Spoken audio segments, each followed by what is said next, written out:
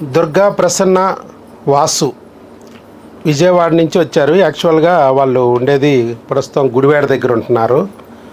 దుర్గా ప్రసన్న వాసు వీళ్ళ success story విందాం. Pregnancy success story. Durga Prasanna వీళ్ళిద్దరూ మన దగ్గరికి ఎందుకు వచ్చారంటే 2 ట్యూబ్లు బ్లాక్ అని వచ్చారు. ప్రెగ్నెన్సీ రావటం లేదు, బయట అంతా ఐవీఎఫ్ అంటున్నారు. మరి ఏం చేయాలి డాక్టర్ గారు? నెలకు 3 లక్షలు పట్టురా 2 లక్షలు పట్టురా అంటున్నారు. మరి రేట్లు మారుస్తున్నారు తప్ప ఐవీఎఫ్ అనే పదం మారట్లేదు. అందరూ కంపల్సరీ ఐవీఎఫ్ చేయించుకోవాలనే అంటున్నారు. వాటితో పాటు పీసీఓడి ఒకటి ఉంది. ఓవరీలు చూస్తేనేమో పీసీఓడి అంటున్నారు, గర్భసంచి చూస్తేనేమో ఫైబ్రాయిడ్ అంటున్నారు. ఒక్కొక్క దాంట్లో ఒక్కొక్క ఐటెం పెట్టుకుంది ఆవిడ. అందరూ ఒకటి పెట్టుకుంటారు, ఒక ఫైబ్రాయిడో, ఒక పీసీఓడియో, ఒక ట్యూబుల్ బ్లాకో. ఈవిడ అన్నిటిలోనూ తల ఒకటి పెట్టుకుంది. ఇంత పరిస్థితులు ఉన్నప్పుడు ఇక బయట మామూలే కదా. ఇక ఐవీఎఫ్ ఆపరేషను అయినా కూడా గ్యారంటీ ఇవ్వలేము. ఇలాంటివి చెప్తుంటే అమ్మాయి కంగారు పడి ఇలా న్యాచురల్ పొందే మార్గం అసలు లేదా అని చెప్పి యూట్యూబ్లో వీడియోలు చూస్తుంటే మన వీడియో కనపడింది. మన దగ్గరికి వచ్చారు. చివరికి మన దగ్గర ఎన్నాళ్ళకి వచ్చిందయా ప్రెగ్నెన్సీ? 1 మంత్ 1 ఇయర్ వాడాను సార్. తర్వాత ఆటోమేటిక్గా అందుకుంది. అది కాకపోతే ఒక 1 ఇయర్ పట్టింది. అన్నీ సెటిల్ అయ్యి ప్రెగ్నెన్సీ వచ్చేటప్పుడు 1 ఇయర్ పట్టింది. కానీ 1 ఇయర్ పట్టినా కూడా వచ్చిన ప్రెగ్నెన్సీ మాత్రం న్యాచురల్గా వచ్చింది. ఆపరేషన్ లేదు, ఈ 1 ఇయర్లో ఏం చేయలేదుగా. ఐవీఎఫ్ లేదు. కనీసం 1 ఇయర్లో ఐవీఎఫ్ అనే పదం ఎప్పుడన్నా పలికానా? చెయ్యాలి తప్పదని లేదు. సో న్యాచురల్గా వచ్చింది. సో ఎలా వచ్చింది అనేది వారి మాటల్లో విందాం. వాసు గారు, మీ అనుభవాలు చెప్పండి. అసలు మా గురించి ఎలా తెలిసింది, ఎలా వాడారు, చివరికి 1 ఇయర్ రాకపోయేటప్పటికి ఎంత విసుకొచ్చింది, ఇలాంటివన్నీ మీ భావాలు ఏమైతే ఉన్నాయో అవి కొండ బద్దలు కొట్టినట్టు కానీ బద్దలు కొట్టకుండా కానీ నీ ఇష్టం చెప్పచ్చు. ఎందుకంటే నీలాంటి వాళ్ళు బోల్డ్ మంది ఉన్నారు ఇంకా ప్రెగ్నెన్సీ రాని వాళ్ళు.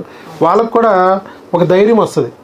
ప్రపంచం అంతా ట్యూబుల్ బ్లాక్ అయితే ఐవీఎఫ్ మాత్రమే దిక్కు అంటుంది.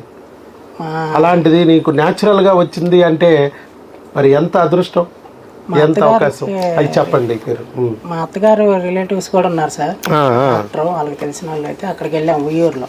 ఓకే. అక్కడికి వెళ్తే వాళ్ళు కూడా టెస్ట్లు అవి చేసి ఐవీఎఫ్ చేయించుకోండి కంపల్సరీ ఐవీఎఫ్ అన్నారు వాళ్ళు కూడా. ఉయ్యూరులో ఐవీఎఫ్. ఇంకెక్కడికి వెళ్ళారు? ఇంకా బందర్ రోడ్లో, విజయవాడలో బందర్ రోడ్డుకి వెళ్ళావు, పెద్ద హాస్పిటల్. అన్ని చోట్ల నీకేమన్నారు? ఐవీఎఫ్ అన్నారు. గుడివాడలో కూడా కొన్ని హాస్పిటల్ మా అత్తగారు చూపించారు సార్, అక్కడ కూడా ఏమీ లేదు. అరే అబ్బాయి తీసుకెళ్తుంటే ఐవీఎఫ్ అంటున్నారు, నేను తీసుకెళ్తామని వాళ్ళ అత్తయ్య గారు కూడా తీసుకెళ్ళింది. వాళ్ళకి ఐవీఎఫ్ఏ, వాళ్ళ అప్పో ఐవీఎఫ్ఏ అన్నారు అందరూ. మా మిస్సెస్ యూట్యూబ్ లో చూసింది సార్, చూసి ఇంకా ఇక్కడ వాడదామని చెప్పి మిస్సెస్ వల్ల ఇక్కడికి వచ్చాను. అది అమ్మాయి చూసుకుంటుంది.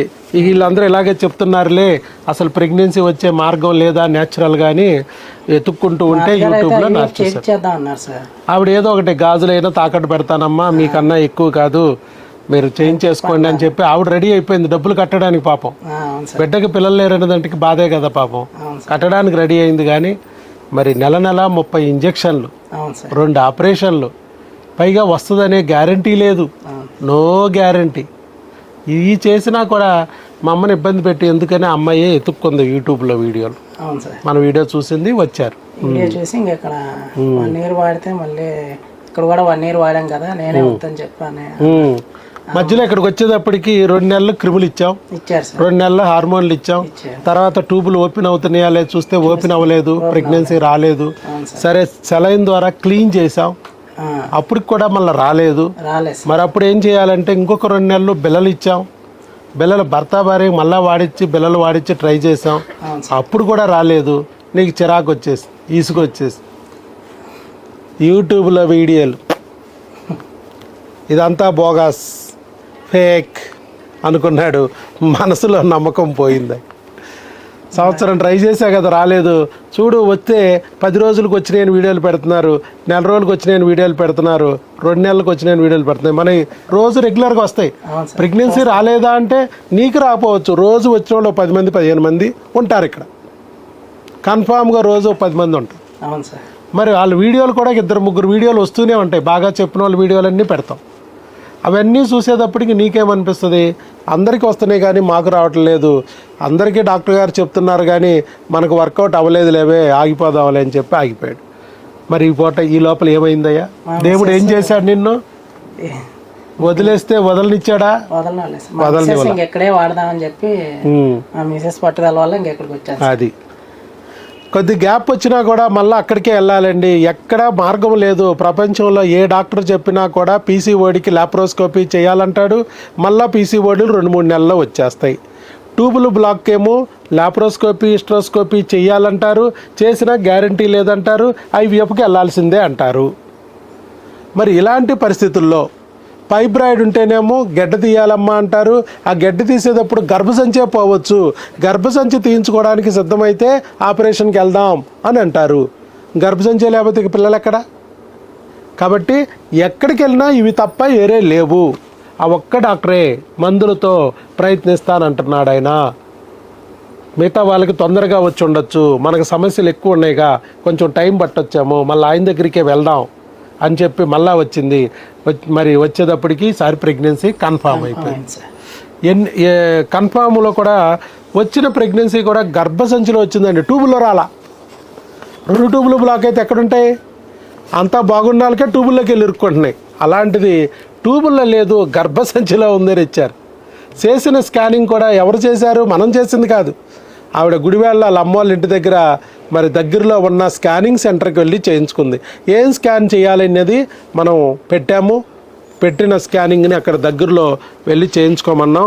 వాళ్ళు చక్కగా ఇచ్చారు. ప్రెగ్నెన్సీ ఇదిగో తల కూడా కనబడుతుంది లోపల, గర్భసంచి లోపల. ప్రెగ్నెన్సీ కన్ఫామ్ ఇక్కడ రాశారు. Single live intrauterine pregnancy with fetal growth corresponding to 18 weeks 6 days అని చెప్పించారు. ఇది ఫస్ట్ టైం కాదులేండి ఈయన, ఎందుకనంటే ఈయన ఆల్రెడీ ఎప్పుడో వచ్చారు. కాకపోతే మందులు వాడుతూ ఉన్నాం, మధ్యలో మే నెల వచ్చింది, అప్పుడు వీడియోలు తీసుకోలేదు. అందుకోసం ఇప్పుడు వీడియో తీసుకుంటున్నాం అంతే, కొంచెం లేట్గా వీడియో తీసుకుంటున్నాం. అది కూడా అంతా బాగుంది, అవకరాలు లేవు, బిడ్డ అంతా బాగుంది అనుకున్న తర్వాత తీసుకుంటున్నాం. ఇక ఇక్కడి నుంచి ఇప్పుడు వరకు మనం వాడాం. నెల రావడం, ఆయన మందులు తీసుకెళ్ళటం, నెల రావడం, మందులు తీసుకెళ్ళటం, స్కానింగ్ రిపోర్ట్లు, బ్లడ్ రిపోర్ట్లు మేము అడిగి నుంచి చేయించుకురావడం, చూపించడం, తీసుకెళ్ళటం చేస్తున్నాడు. ఇప్పుడు ఇక 5 నెలలు నిండే సమయం అయిపోయింది కాబట్టి ఇక అక్కడే వాడుకోండి, అక్కడే చూపించుకోండి, నా దగ్గర రావక్కర్లేదు అంటే తను పడిన బాధ, వాళ్ళిద్దరూ భార్యాభర్తలు ట్యూబులు బ్లాక్ అని, ఫైబ్రాయిడ్స్ అని, పీసీఓడీలని ఎన్నో ఇబ్బందులు పెట్టారు. మరి రాదేమో అని అనుకున్న సందర్భంలో ఇలా న్యాచురల్గా వచ్చేటప్పటికి ఆయనకి చాలా సంతోషం అనిపించింది. ఇలాగా మాలాగా ఎంతోమంది ఇంకా బాధపడుతూ ఉంటారు. అలాంటి వాళ్ళకు కూడా చెప్తే వాళ్ళకు కూడా ధైర్యం కలిగిద్ది కదా. మాకే ఒక్కొక్కసారి విసుకొచ్చేసి ఆపేయాలనిపించింది. ఆపేసినట్టయితే మరి ఈరోజు ఈ బిడ్డ ఉండేది కాదు. కొద్దిగా ఓర్పు పట్టి పట్టుదలగా కాస్త వాడబట్టి మళ్ళీ ఇవాళ ప్రెగ్నెన్సీ వచ్చే అవకాశం వచ్చింది అని చెప్పి మరి నలుగురికి తెలియాలి. ఆ తెలిసి వాళ్ళు కూడా ఉపయోగించుకుని రేపు వాళ్ళు కూడా లాభం పొంది ఒక బిడ్డను పొందితే ఆ పుణ్యం నా బిడ్డకి చెందుద్ది అనే ఒక మంచి ఉద్దేశంతో ముందుకొచ్చి వీడియో ఇచ్చారు. వారి గట్టిగా చప్పట్లతో అభినందనలు తెలియజేద్దాం. అమ్మా వాసు గారు, మరి ఇంకా చెప్పండి మీ అనుభవాలు, మీరు సక్సెస్ అయిన విధానంలో ఇంకా ఏమేమి అనుభవాలు ఎదురైనాయి, ఇంకా ఏమైతే చెప్పాలనుకుంటున్నారు వాళ్ళకి? ఇలా ఫైబ్రాయిడ్లు ఉన్న ప్రెగ్నెన్సీ పొందొచ్చుగా ఆపరేషన్ లేకుండా, అలాగే పీసీఓడీలో ఉన్న ప్రెగ్నెన్సీ పొందొచ్చుగా ఆపరేషన్ లేకుండా, ట్యూబుల్ బ్లాక్ ఉన్న ప్రెగ్నెన్సీ పొందొచ్చుగా, లాప్రోస్కోపీ ఐవీఎఫ్ లేకుండా పొందొచ్చు న్యాచురల్గా.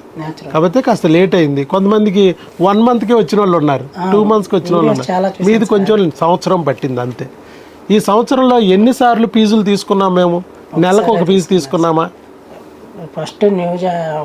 మీరు ఆ రోజు ఏ రోజైతే వచ్చారో ఆ రోజే ఫీజు 500.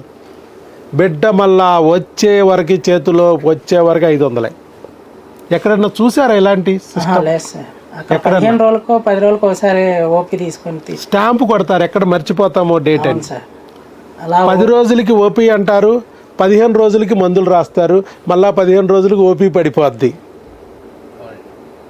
కొంతమంది 15 రోజులకు ఓపీ అని రాస్తారు కరెక్ట్గా ఇట్లాగే, మరి 10 రోజులకి మందులు ఇస్తే ఓపీ లేకుండా అయింది అనుకోవచ్చు. అలా చేయరు.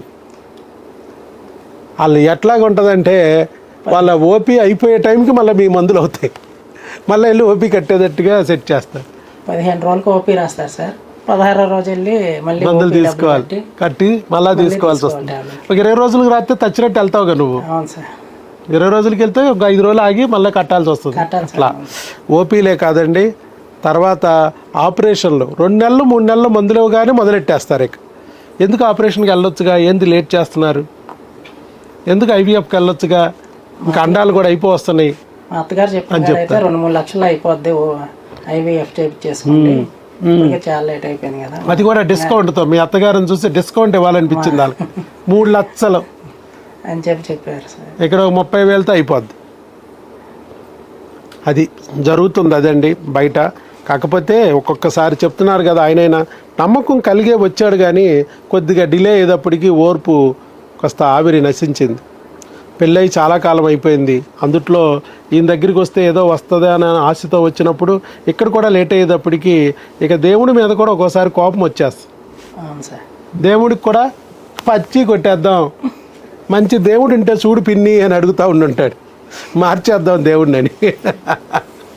కానీ ఈ లోపల దేవుడు నీ ఓర్పు, నీ పట్టుదల, నీ కన్నీళ్ళు, మీ అవమానాలు చూసి ఇక ఆయన గుండె కరిగిపోయింది. ఇక లాభం లేదని కనికరిచ్చేసాడు. చూసా, అది నీకన్నా మీ ఆవిడికి చాలా మేలు ఇది. అవును సార్, నెల నెల ఇంజక్షన్లని మందులని పొట్టలు పొడిచేసేవాళ్ళు. వాళ్ళ అమ్మ డబ్బు కట్టినా పాప మా పిల్ల కదా అనుభవించాలి ఆ నరకం అంతా. అవును సార్, భూలోకంలోని యమలోకాన్ని చూసే అదురు ఆ పని లేకోకుండా హాయిగా ఇక్కడ ప్రెగ్నెన్సీ పొందింది. అవును సార్. సో అది చాలా సంతోషం అండి. మళ్ళీ ముందుకొచ్చి వీడియో ఇచ్చారు, వాళ్ళకు కూడా ఉపయోగపడేటట్టు చేశారు. మరి ఇలాగే ఆ దేవుడు మీకు ఆ బిడ్డని ఇంకా కాపాడుకుంటూ వచ్చి మీ చేతిలోకి వచ్చేటట్టుగా చేయాలని, మిమ్మల్ని పితృదేవుడిగా, మీ ఆవిడ్ని మాతృదేవతగా మార్చాలని, మిమ్మల్ని దేవుళ్ళు చేయాలని ఆశీర్వదిస్తున్నాను. God bless you, all the best.